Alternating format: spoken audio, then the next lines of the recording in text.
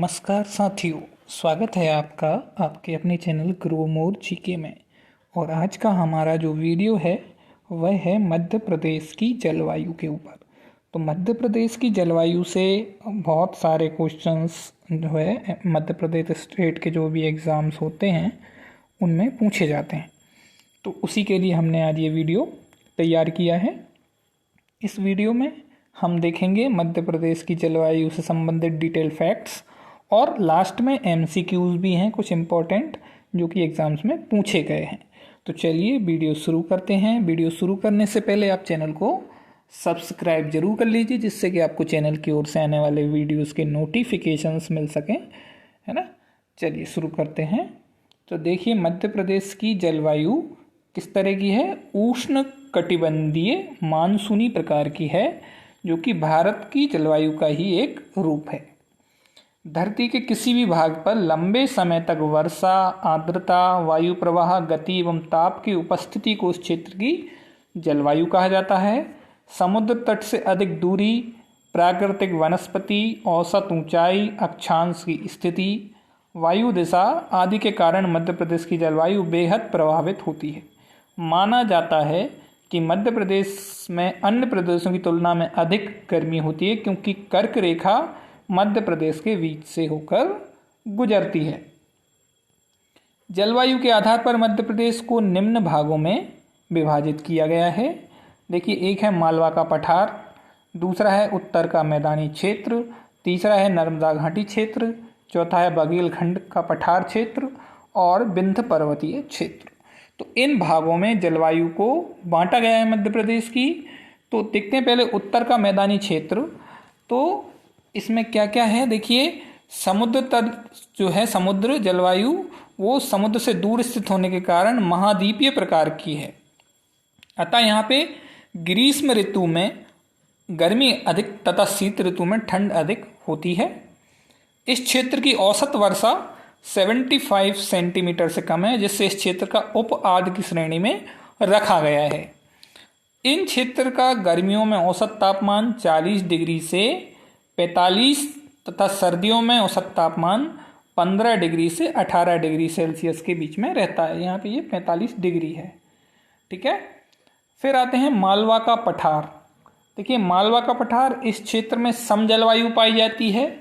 इस कारण यहाँ ग्रीष्म ऋतु में ना तो अधिक गर्मी पड़ती है और ना ही शीत ऋतु में अधिक ठंडी। इस क्षेत्र का में सर्वाधिक गर्मी मई महीने में, और इस क्षेत्र का औसत तापमान लगभग 10 डिग्री से 15 डिग्री सेल्सियस सर्दियों में तथा 40 से 42 डिग्री सेल्सियस गर्मियों में रहता है।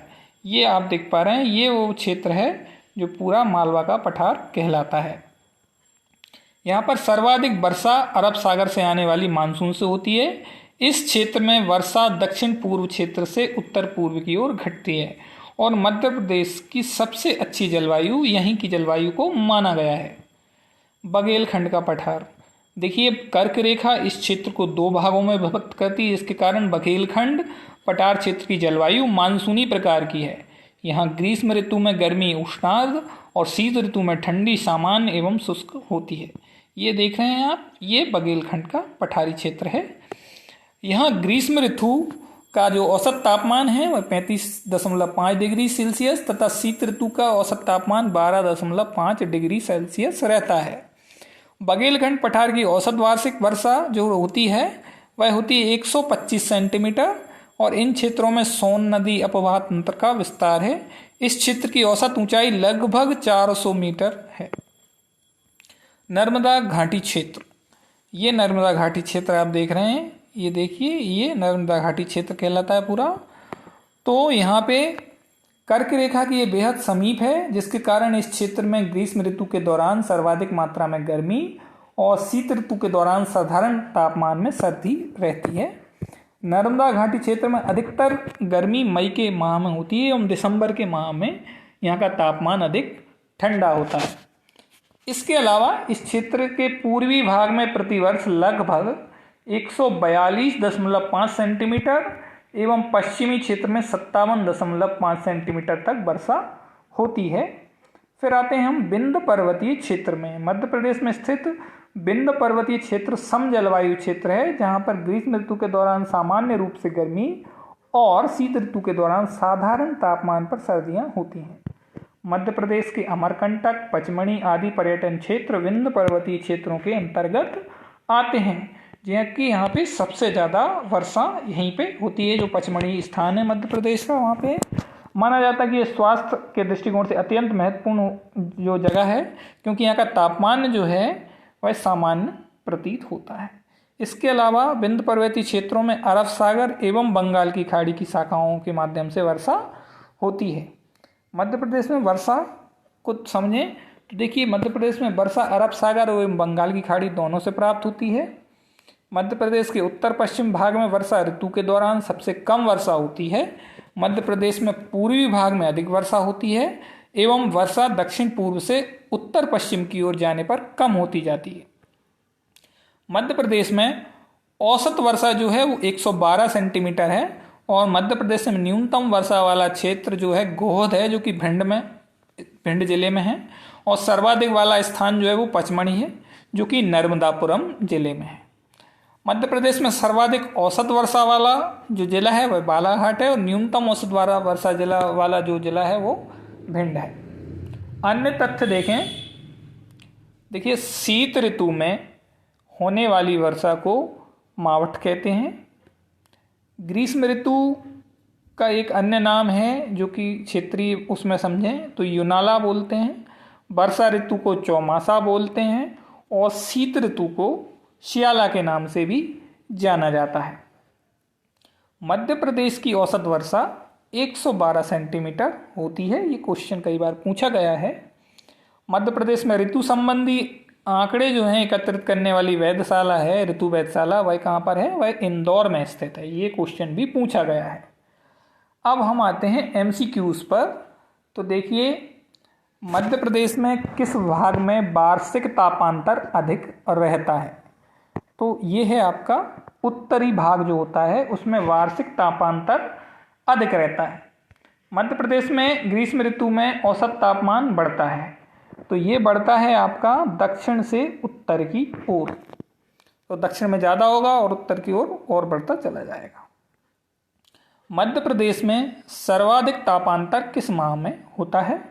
तो ये होता है मार्च के महीने में, जिसमें कि जो है दिन का तापमान जब होता है वो थोड़ा सा ज़्यादा गर्म होता है और रात में थोड़ी सी जो है ठंडक रहती है। तो इसमें अंतर जो रहता है तापमान में वो ज़्यादा रहता है। मध्य प्रदेश में शीत ऋतु में न्यूनतम तापमान किस जिले में रहता है? तो ये है शिवपुरी, जो कि न्यूनतम तापमान के लिए प्रसिद्ध है मध्य प्रदेश में। मध्य प्रदेश में शीत ऋतु में होने वाली हल्की वर्षा को क्या कहा जाता है? तो ये मैंने अभी बताया था आपको, मावठ बोलते हैं। फहान जो यात्री थे, उन्होंने क्षेत्र की जलवायु को आदर्श जलवायु कहा। किस क्षेत्र की जलवायु को कहा? तो वो कहा उसने मालवा का पठार की जो जलवायु है उसको आदर्श जलवायु कहा था। मध्य प्रदेश में द्वितीय गर्मी कहा जाता है। तो किस किस माह को द्वितीय गर्मी कहा जाता है? तो इसमें आती हैं आपके सितंबर और अक्टूबर माह को द्वितीय गर्मी के नाम से जाना जाता है मध्य प्रदेश में। मध्य प्रदेश की जलवायु को उष्णकटिबंधीय स्वरूप प्रदान करने में कौन सा कारक प्रमुख रूप से उत्तरदायी है? तो इसके लिए जो आंसर है वह है कर्क रेखा। तो कर्क रेखा इसके लिए सबसे ज़्यादा उत्तरदायी है। मध्य प्रदेश में चौमासा किस ऋतु को कहा जाता है? तो ये सभी को पता है, ये है वर्षा ऋतु को चौमासा के नाम से भी बोला जाता है स्थानीय भाषा में। मध्य प्रदेश में सूखाग्रस्त क्षेत्र में शामिल है, तो ये है आपका बुंदेलखंड, जो कि सूखाग्रस्त क्षेत्र के रूप में भी शामिल है। तो ये कुछ इंपॉर्टेंट क्वेश्चंस थे और डेटा था हमारा मध्य प्रदेश की जलवायु का। अगर आपको वीडियो पसंद आया तो वीडियो को लाइक और चैनल को सब्सक्राइब जरूर कर दीजिएगा। थैंक यू दोस्तों।